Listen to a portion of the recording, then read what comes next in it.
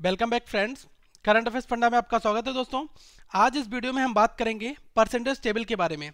ये बेसिकली मैं वीडियो उन लोगों के लिए बना रहा हूँ जिन लोगों को सिंप्लीफिकेशन जैसे क्वेश्चंस को सॉल्व करने में थोड़ा सा टाइम मिलता है, या फिर जहाँ पर परसेंटेज की बात आती है तो वहाँ पर उन लोगों को परसेंटेज की कैलकुलेशन को कैसे मिनिमाइज करना है वहाँ पर टाइम लगता है। तो अगर आप इस वीडियो को शुरू से लेकर आखिरी तक देखेंगे तो आपको सारे फंडे क्लियर हो जाएंगे कि परसेंटेज के टर्म्स को हमें कैसे यूज करना है और क्या बेसिकली परसेंटेज टेबल का यूज हमारी कैलकुलेशन को मिनिमाइज करने में होता है।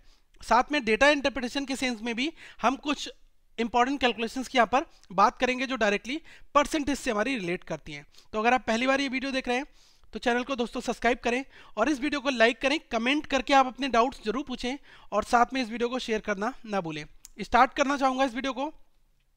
इसमें हम परसेंटेज टेबल कैसे बनाएंगे और उसके क्या क्या सेगमेंट्स होते हैं, कैसे वहाँ पर फ्रैक्शन होता है, क्या परसेंट होता है, वो सारी चीज़ें समझेंगे और जो हमारी इंपॉर्टेंट कैलकुलेशंस है उसको भी हम यहाँ पर जानेंगे। ओके, तो सबसे पहले अगर परसेंटेज टेबल बनाने से पहले मैं आपको एक व्यू क्लियर करना चाहूँगा। अगर आपको ये सर्किल अपने आप में 100% दिख रहा है, ठीक है, तो 100% का मतलब ये आपका एक कंप्लीट एक पार्ट है। अब मैंने क्या किया, इस 100% था इसका हाफ कर दिया, मतलब मैंने यहाँ से इसको हाफ में ब्रेक कर दिया। ओके, तो ये दो पार्ट हो गए हैं, एक पार्ट आपका ऊपर है, ओके, और एक पार्ट आपका ये नीचे आ गया, ठीक है। तो दो पार्ट में मैंने इसको ब्रेक कर दिया। इसका मतलब क्या हुआ, ये आपका हाफ पार्ट है और ये इधर वाला आपका ये हाफ है, तो दोनों को आप मिलाओगे तो आपका क्या बन जाएगा, 1 हो जाएगा। लेकिन अल्टीमेटली इस सर्किल को जब आपने हाफ कर दिया है तो ये आपका हाफ हो गया। अब एक पार्ट 100% था तो हाफ कितना हो जाएगा, हाफ आपका हो जाएगा 50%। ओके, अब देखो इस सर्किल के मैं 3 पीस करूंगा। ओके, 3 पीस इस सेंस में बताना चाहूंगा, 2 और ये 3 पीस, ठीक है। तो अगर मैंने 3 टुकड़े इक्वल किए तो अगर मैं बात करूं कि ये आपका 1/3 है, ये भी आपका 1/3 है और ये भी आपका 1/3 है, तो दोस्तों 1/3 को हम कितना लिखते हैं, 33 होल 1/3, मतलब 33.33% लिखते हैं। ये अप्रॉक्सीमेट होता है हमारा। ओके, क्योंकि आप देखते हैं कभी भी 1/3 फ्रैक्शन में हमेशा आएगा, पूरा आपका नहीं कटेगा। ओके, तो हम ये सोच सकते हैं कि ये हमारा 33 पॉइंट समथिंग समथिंग है, ये भी 33 पॉइंट समथिंग समथिंग है और ये भी 33 पॉइंट समथिंग, सबको जोड़ोगे आपको 100% मिल जाएगा। लेकिन एक पार्ट की अगर मैं यहाँ पर बात करूँ कि इस सिंगल पार्ट की बात करता हूँ अगर मैं, ओके, तो ये हमारा कितना बनता है, ये हमारा 1/3 ही बनेगा। अब यहाँ पर अगर मैं बात करूँ तो मैंने 4 बराबर हिस्सों में बांट दिया इसको, तो ये हमारा क्या हो गया, 1/4, मतलब कि 25% ये पार्ट हुआ और 25% आपका ये वाला पार्ट हुआ, और इसी तरह से 25% आपका ये वाला हिस्सा हुआ और ये वाला हिस्सा भी आपका 25% हुआ। तो हम कह सकते हैं 25% को 1/4 कहते हैं। तो यहाँ से आप देख लीजिएगा 1/4 जो आपका फ्रैक्शन होता है वो आपका 25% के इक्विवेलेंट होता है। अब हम परसेंटेज टेबल की ओर मूव करते हैं, सारी वैल्यूज को एक एक करके नोट डाउन करते हैं। 1 जो है ये मैंने आपको बताया कि ये अपने आप में क्या होता है, 100% होता है और इसका कोई फ्रैक्शन नहीं होता है, तो आप इसको 1.0 लिख दो डायरेक्टली, ठीक है। अगर मैं हाफ की बात करता हूँ 1/2, तो ये कितना हो जाता है आपका, ये हो जाता है दोस्तों आपका 0.5। ओके, और ये कितना परसेंट होता है, 50%। और 1/3 को हम क्या लिख सकते हैं, 1/3 को हम लिख सकते हैं 0.33, और ये कितना हो जाता है 33 होल 1/3%। ओके, ये यहाँ पर परसेंटेज टेबल है और यहाँ पर मैं डेसिमल इक्विवेलेंट लिख रहा हूँ और ये हमारा फ्रैक्शन लिखा हुआ है। अब 1/4 था तो 1/4 को आप क्या लिखते हो, 25%, और 1/4 का फ्रैक्शन क्या होता है, ये होता है 0.25, और 1/5 की बात करूँ तो ये हमारा होता है 20%।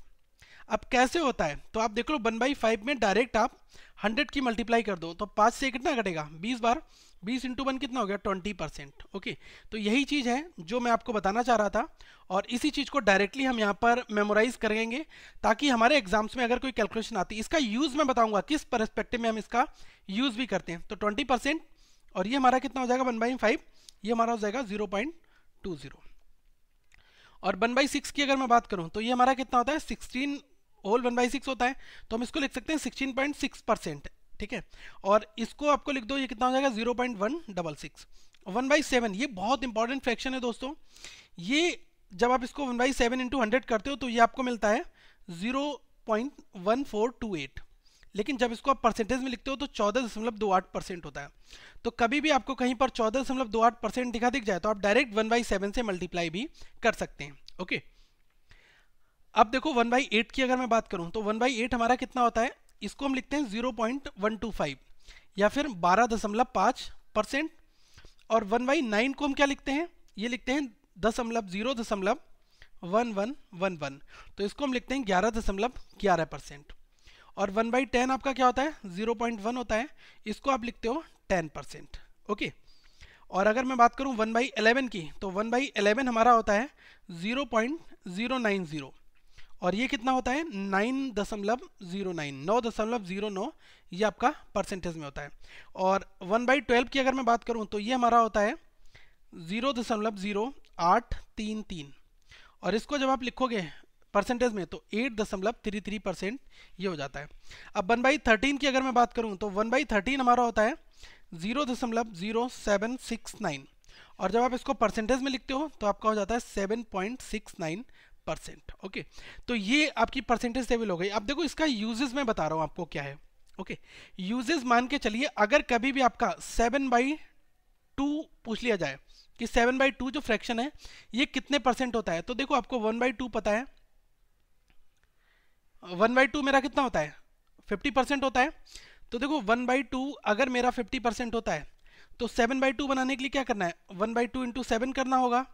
तो इसी तरह से 50 इंटू 7 कर दो, कितना हो गया 50 इंटू 7 350, तो ये आपका कितना हो जाएगा 350% हो जाएगा। अगर कभी भी आपसे पूछा जाए 7/2 फ्रैक्शन कितने परसेंटेज होता है, तो अगर मुझे हाफ पता है तो मैं 7/2 निकाल सकता हूँ। इसी तरह से आप इनका कोई भी 4/13, 41/3, 71.4, 71/4 आप कुछ भी निकाल सकते हैं, इसलिए मैंने आपको ये बेसिक है।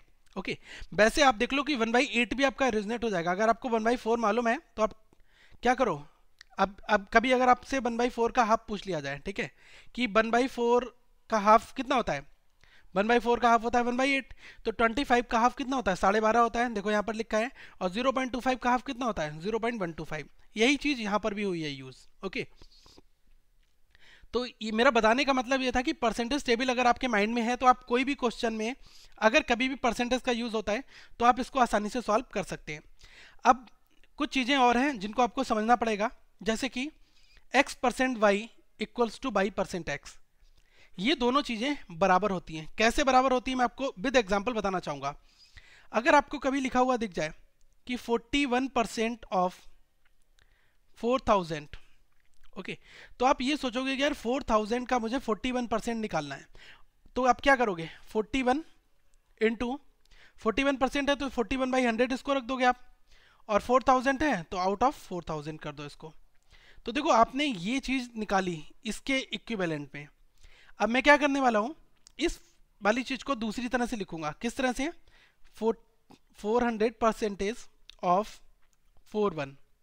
अब इसका यूज देखो क्या है, 400% मतलब 400 डिवाइडेड बाई 100 इंटू 41। अब दोनों चीजों में सिमिलरिटी देखो क्या क्या है, 41 इंटू 400। अब देखो 41 इंटू 400 कंप्लीट डिवाइडेड बाई, क्योंकि मल्टीप्लीकेशन है तो इसके नीचे भी यही रहेगा, मल्टीप्लाई बाई 100, मल्टीप्लाई बाई 100, दोनों चीजें सेम है। तो कभी भी अगर आपको x% बाई लिखा दिख जाए तो इसका ही ट्रांसफॉर्मेशन क्या होता है, y%x होता है। तो हम इन चीजों को जब एग्जाम्स में यूज करते हैं तब हमें काफी प्रॉफिट यहाँ पर होता है। किस रिस्पेक्ट में, अभी आप मान के चलो कि अगर आपसे कोई क्वेश्चन एक पूछ रहा है कि 550, अगर आपने उसने एग्जामिनर ने आपसे क्वेश्चन पूछ लिया कि 13% ऑफ 550, ओके, तो आप सीधा समझ लो कि 550% ऑफ ये क्या हो सकता है 13 हो सकता है। ये दोनों चीजें आपकी यहाँ पर सेम हो जाएगी। ओके, अब जैसे इसको तो हम सिंप्लीफाई कर सकते हैं, और साथ में अगर आपको दे दिया जाए कि 18% ऑफ 400, या फिर आपसे कह दिया जाए 400% ऑफ 18, ओके, तो आप समझ लो कि ये 2 जीरो तो मेरे ऐसे ही खत्म हो जाएंगे, क्योंकि यहाँ पर परसेंटेज लिखा हुआ है। और यहाँ पर अगर 413 लिखा हुआ है तो आप देख लो 4.13 हमारी वैल्यू हो जाएगी। ओके, अगर 413 आपका लिखा है और ये परसेंटेज में है, आपको डायरेक्ट इसको कन्वर्ट करना है वैल्यू के टर्म्स में। ओके, क्योंकि आपको परसेंटेज हटाना है। या फिर लिखा है कि 18% ऑफ 413 या 413% ऑफ 18, तो इसका मतलब क्या हुआ, परसेंटेज हटेगा तो 100 से ये डिवाइड होगा। ओके, तो जब 100 से डिवाइड होगा तो ये 4.13 ये आपका यहाँ पर बन जाएगा, क्योंकि 2 अंकों बाद दशमलव हमें लगाना होगा। यही छोटी छोटी चीज़ें हमारे एग्जाम्स में कैलकुलेशन को मिनिमाइज करती है। तो ये चीज़ों को आप रियल लाइफ में जब आप इंप्लीमेंट करोगे, कि जब आप रियल टाइम क्वेश्चन सॉल्व करोगे, तो वहाँ पर इनका बहुत ज़्यादा फायदा आपको मिलेगा। ओके अब एक क्वेश्चन आपसे आता है कि व्हाट परसेंट मोर देन या व्हाट परसेंट लेस देन का ऐसा क्वेश्चन मोस्ट प्रोबेबली हर एक एग्जाम्स के डीआई में तो आपसे पूछा जाता है। तो आप मान के चलो कोई वैल्यू आपको यहाँ पर 40 दी गई है और एक वैल्यू आपको 60 दी गई है, दो वैल्यू आपने निकाल ली, कैलकुलेट कर ली। अब सपोज करो इसको मैंने x दे दिया और इसको y दे दिया। अब आपसे क्वेश्चन पूछता है y is what percent more than x। अब देख लो, पहले अल्टीमेटली दोनों के बीच डिफरेंस निकाल लो। y जो है वो x से कितना बड़ा है, 20 बड़ा है, ये तो मेरा डिफरेंस आ गया। तो डिफरेंस का परसेंटेज पूछता है व्हाट परसेंट, तो डिफरेंस परसेंटेज आपको निकालना होगा। पहले वैल्यू देख लो कितनी है, 20 ज़्यादा है। अब ये देख लो किससे ज़्यादा है, more than, by is what percent more than x, मतलब एक्स से कंपेयर करने को बोल रहा है। तो एक्स कितना है, 40 है, इंटू 100 कर दो, तो ये कितना बार कटेगा, 2 बार, और 2 से जब आप इसको काटोगे तो 50%। तो हम कह सकते हैं कि बाई जो है वो एक्स से 50% ज़्यादा है। अब देखो रियल लाइफ में इसका यूज़ देख लो किस तरह से हम इसको यूज़ करने वाले हैं। अब मैंने कह दिया 100% क्या है, ये आपका 40 है, तो आपका 50% क्या हो गया, मतलब 20 हो गया, इसका आधा कर दो ना। अब ये मुझे पता है कि ये 60 है, तो क्या होगा 20%, 20% और 20%, तीनों को जोड़ दो तो आपका 60 बन जाएगा। इसका मतलब ये 20 कितना था, 50% था, ये भी आपका 50% था, ये भी हमारा 50% था। अब जब आपने तीनों 50% को जोड़ा तो ये कितना आ गया, 150% आ गया। अब देख लो 150% क्या है, ये आपका बाई हो जाएगा क्योंकि ये 60 है, और ये कितना था, 100% था। तो मैं कह सकता हूँ ये 100% है और ये 150 है, तो 100% से 150 कितना ज़्यादा है, 50% ज़्यादा है। यही चीज़ हमने यहाँ पर कैलकुलेट भी की, तो हम इसको ओरल कैलकुलेट भी कर सकते हैं। सेम कंटेस्ट में एक क्वेश्चन आपसे बनता है व्हाट परसेंट लेस देन वाला। तो कभी भी अगर आपका व्हाट परसेंट लेस देन का क्वेश्चन बनता है तो आप ये मान के चलो, यहाँ पर अगर आपको कोई वैल्यू दी है 50 और ये 40 दी है, सपोज करो ये y है आपका, ये x है, तो आपसे बोला जाए y is what percent less than x, यही बोला जाएगा ना, y is what percent less than x, अगर आपको ये चीज़ दी गई है। अब आप ये देखो कि y जो है वो 50 से कितना कम है, 40 जो है वो 50 से कितना कम है, 10 कम है, किससे कम है, 50 से कम है। परसेंटेज निकालना है, इंटू 100 कर दो, तो ये 5 बार कटेगा और ये आपका 20 टाइम्स जाएगा, तो कितना हो गया 20%, मतलब y जो है वो x से कितना कम है, 20% कम है। तो ऐसे क्वेश्चंस को हम इस तरह से सॉल्व करते हैं। एक आपका पूछता है how much percent of that value. Okay, ये क्वेश्चन हर एक एग्जाम्स में आपको जनरली पूछा जाता है। अगर आपको सपोज करो लिखा दे दिया गया कि 30 इज हाउ मच परसेंट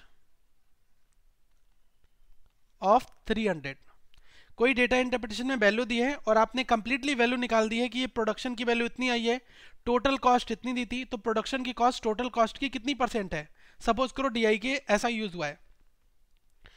तो मैंने कह दिया 30 is how much percent of 300, तो 30 के बारे में पूछा है, 30 को ऊपर लिख लो, किससे कंपेयर करने को कह रहा है, 300 से 300 को नीचे लिख लो। अब किसका पूछ रहा है, परसेंटेज निकालना है, इंटू 100 कर दो, तो यही आपका आ जाएगा। ये कितने बार कटेगा, 10 बार, और ये आपसे कितने बार कटेगा, 10 बार। ओके, तो 10%, 30 is how much percent of 300, मतलब 30 जो है वो 300 का कितने परसेंट है, 10% है। ये तो हमें दिख भी रहा है, लेकिन एग्जाम्स में वैल्यू थोड़ी सी तिरछी होती है। जैसे कभी दिया होता है कि 24300 का कितने परसेंट है, तो इस तरह से हमें निकालना होता है, नीचे रखते हैं मेन वैल्यू जिसका परसेंटेज हमें निकालना होता है। ओके, तो इस तरह से हम इन क्वेश्चंस को सॉल्व करके अपने डीआई में एक इस तरह के क्वेश्चंस को भी हम बना सकते हैं। अब 1% कैलकुलेशन की अप्रोच क्या होती है, ये कहाँ कहाँ पर काम करती है, इसका भी अपना बहुत ज़्यादा इंपॉर्टेंस होता है।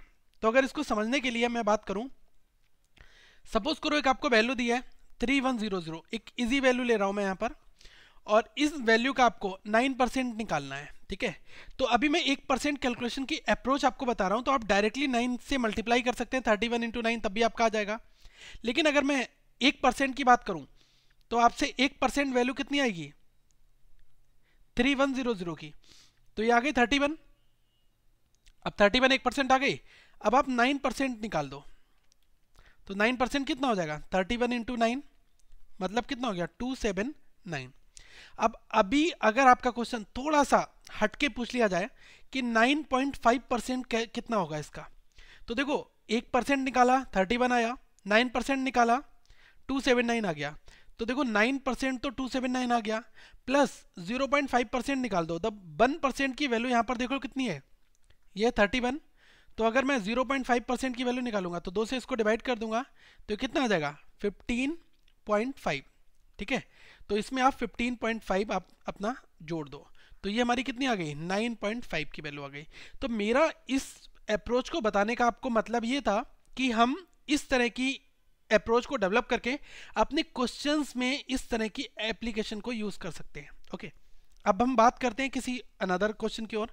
तो अगर सपोज करो आपको एक वैल्यू दी है 41823, ये वैल्यू अपने आप में 100% है और इसका आपको 6% पूछा जा रहा है। सपोज करो 6% निकालने को एग्जामिनर ने आपको बोला, तो आप क्या कर सकते हो कि डायरेक्ट इसमें मल्टीप्लाई कर दो कि इसका 6% एक बार तो डायरेक्ट निकाल सकते हो, लेकिन मैं क्या करूंगा यहाँ पर पहले 1% निकालूंगा। तो अगर मैं 1% निकालूंगा तो ये कितना आ जाएगा 418.23। 1% मेरा कितना आ गया 418.23 आया। अब मुझसे 6% निकालना है, इंटू 6 में डायरेक्ट यहाँ से कर दूंगा, तो मुझे यहाँ से 6% की वैल्यू निकल कर आ जाएगी, जो कि हमारी आएगी 2509.38।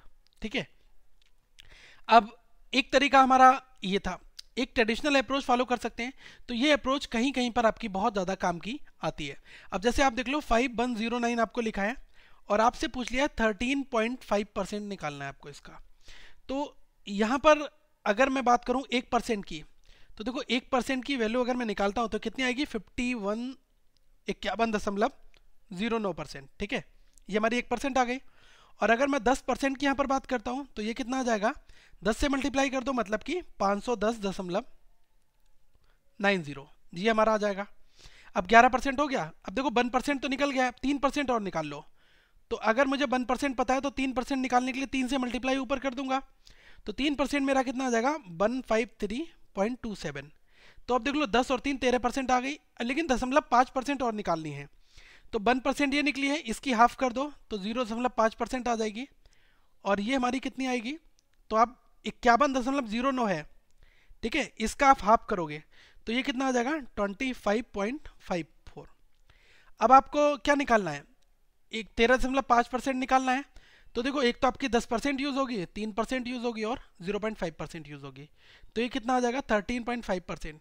अभी आपको लग रहा होगा कि ये अप्रोच तो बहुत लॉन्ग यहाँ पर बन रही है, लेकिन दोस्तों अगर आपकी प्रैक्टिस बहुत स्ट्रांग हो जाएगी तो आप ओरली इस तरह की कैलकुलेशंस को बस कॉपी में नंबर लिखोगे और डायरेक्ट ऐड करके डायरेक्ट एक बार में परसेंटेज निकाल लोगे। फिर आप डिवाइड इनटू मल्टीप्लिकेशन ये सब चीज़ें वहाँ पर अप्रोच फॉलो नहीं करोगे, क्योंकि आपकी कैलकुलेशन स्ट्रांग हो जाएगी। तो आप अपने आप से वैल्यूज लो, अपने आप से एग्जांपल्स लो और इन क्वेश्चंस को खुद से 1 से 2 बार बनाओ, क्योंकि खाली टाइम में मैं आपको यही कहूँगा कि आप परसेंटेज कैलकुलेशंस के ऊपर ध्यान दें ताकि आपकी स्पीड बन जाए। ठीक है, तो ये फंडा फॉलो करो। और दोस्तों चेक प्लेलिस्ट मैं आपको बताऊंगा कि यहाँ पर मैंने जो वीडियोस दी हैं ये आपकी सिंप्लीफिकेशन से रिलेटेड हैं, और जो भी इंपॉर्टेंट अप्रोच हैं वो यहाँ पर हैं। और इस वीडियो को आप सब्सक्राइब भी करें ताकि रेगुलर अपडेट्स आप तक आते रहें। So thank you friends, have a good day. आप हमारी सारी प्लेलिस्ट में जो वीडियोस पड़ी हैं इनको बाय वन देखिए, अगर आप स्टार्टिंग से किसी नए एग्जाम्स की प्रिपरेशन कर रहे हैं तब। Thank you, have a good day.